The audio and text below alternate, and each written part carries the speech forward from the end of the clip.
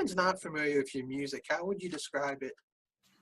This is a tough one. We've been trying to figure this out for a while because there are a lot of influences that go into what we do. There's aspects of pop and world and progressive and rock and opera in the music. What was the phrase we initially had? Classically influenced, gothic alternative, progressive rock. But that was too long, so we're trying to come up with Yeah. something tighter, so we're taking suggestions. Can you tell us a little bit about each of your musical backgrounds? Sure. Well, I started in musical theater and trained for a while doing that style. And then I decided that I wanted to start changing my vocal technique over to an opera technique. So I switched over from musical theater over to bel canto, which I currently study and still train. And so I have a mixture in my voice. And I think that's where maybe the mix of writing styles comes in between Brian and myself. So I would probably say I'm definitely the musical theater / operatic style of vocals. And I've came from a lot more of the rock band scene, I think, than Liz did. I've been in bands for over 20 years now, done some progressive rock, some covers and tribute stuff. I was in a Pink Floyd tribute for a while, and tribute to Devo. And a lot of the progressive stuff I did, though, was humorous along the lines of Mr. Bungle and Frank Zappa kind of stuff. But playing music that eclectic did help out a lot when we put together Dark Beauty, because I had the experience in playing hard rock and pop and country, even though sometimes when I was playing some of those styles, I was just kidding. To learn to kid around about country or jazz, you still have to be able to kind of sort of play country or jazz, so that helped a lot. How did you come together as a band? Well, we got married. And, We got married. That was first. And then, so yeah, I mean, as far as, I started out as a solo artist and realized very quickly that I wanted to go ahead and pursue this project on a much grander scale. And I knew I was going to need top musicians to be able to help me to write and really pull off the vision that I had for the entire Dark Beauty concept album, which the first one is Fall from Grace.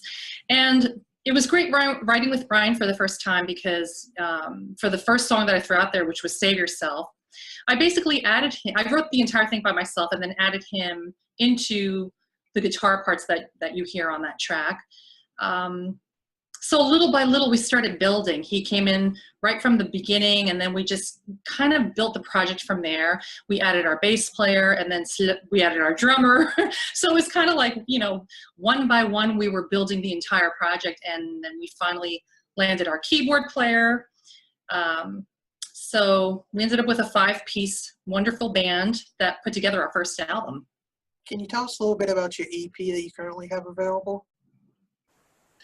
Sure. It began, like Liz said, with just one song initially. It was Save Yourself. And then she and I started working on songs soon after that to build into the concept. It didn't become a concept album until maybe about a third of the way through, when we realized there was a theme running through songs. And then Liz, who writes all the lyrics, took things and started filling in the gaps in the middle lyrically.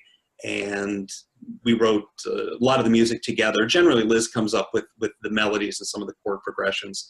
Then we work on the arrangements together.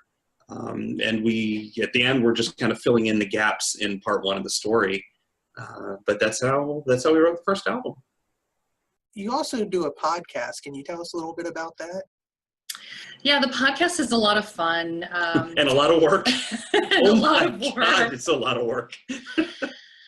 But it's just a way for us to be able to educate musicians and the people that we have in our music community, and sort of give a behind the scenes on, how to get your music out there, maybe interview some radio personalities. And yeah, a lot of what we do is trying to, in our own way, empower musicians to make a little more of their career and what they're able to do.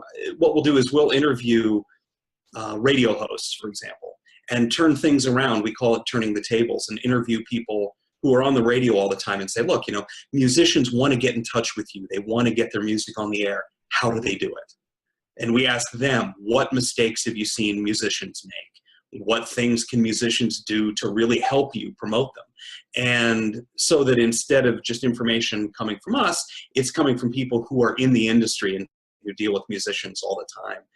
And in that way, we're trying to help build a community. I mean, in a way, the internet has helped people get their music out, but it's also helped fractionate the music community in a lot of ways. When I started playing with bands, we would have nights where 10, 15 bands would show up at one venue and everyone would play 3 or 4 songs. And that type of thing doesn't happen as much anymore. So we're trying to come up with, in our own little way, a way to build the music community.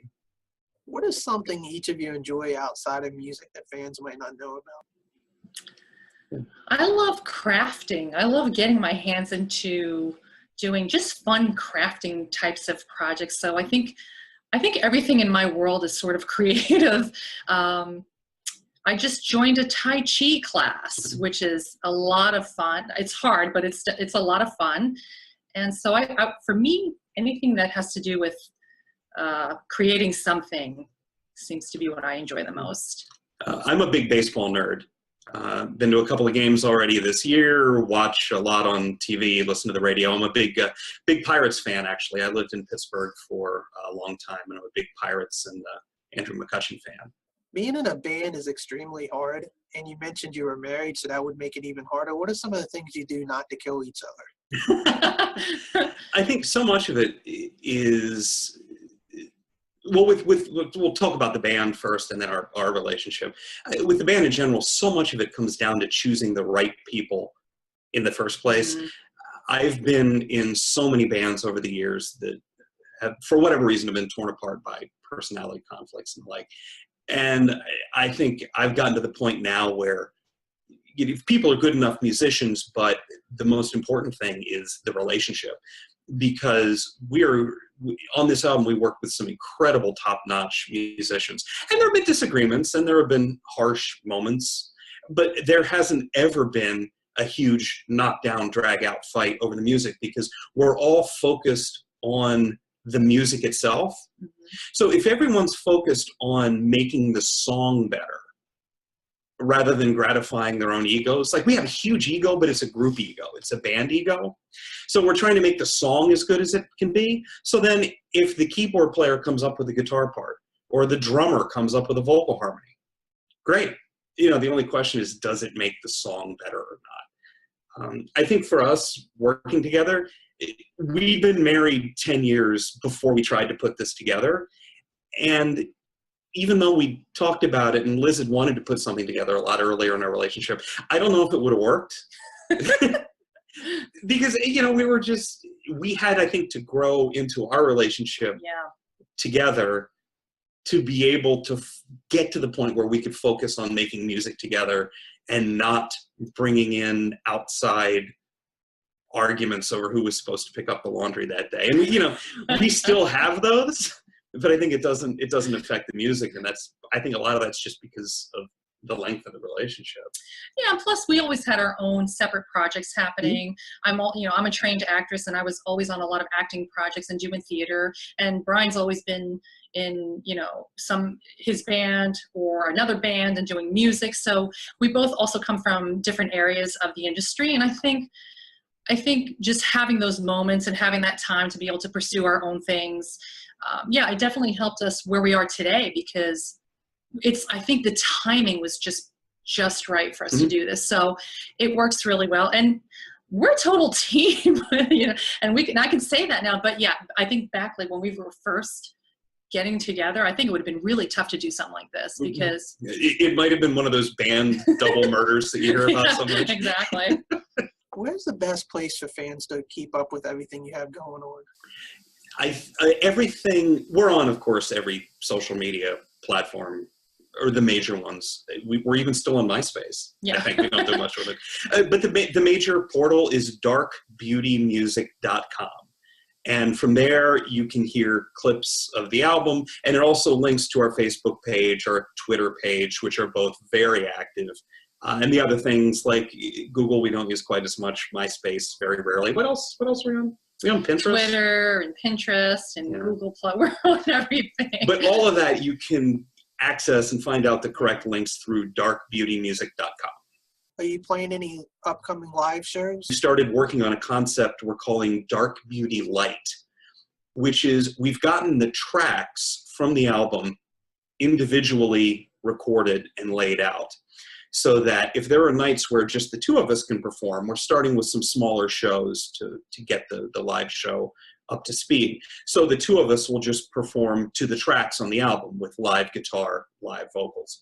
There will be nights where we'll be performing with our drummer along the same idea, where we'll have the bass tracks and the keyboard tracks recorded and play to those tracks. And eventually there will be times when we have the whole band out. But with the smaller shows, as we start to build things up, scheduling is so tough for putting rehearsals together with the folks in the band that we want to be able to get out there more often. So any of the shows that we book as Dark Beauty or Dark Beauty Light will be pushed on darkbeautymusic.com. Was there any final thoughts you had for everybody before we go? Yeah, the only last thing I just want to say is just a huge thank you to all of our fans that are constantly supporting our music, that have purchased our music, and that are always sharing our posts and tweeting about us. We love you, and thank you so much for all you do for us. We are incredibly lucky, actually. Our fan base has been so devoted. We've had, when we first started sending out the CDs after we got them made, we mailed them out. The first 100 were all signed by members of the band. And some of them went to Europe. I think one went to Asia. And people started taking pictures of themselves with the CD and sending them back to us. And like that it would have that much impact is really touching. We really, really, truly have some great dedicated fans. And those pictures are on darkbeautymusic.com.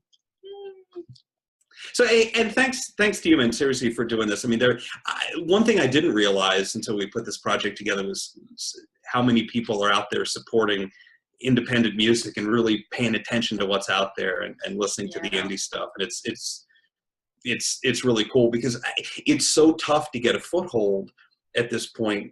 Now that live music isn't quite as popular as it used to be, it's tough to get that foothold and to get people to listen to you. And, opportunities like this are how bands do it. So that it's really cool. I mean, when I look at the website, like the amount of time you put into this must be incredible. Mm-hmm. It's a lot of work, and thank you for doing this for not only us, but for so many other bands that you're helping to get out there.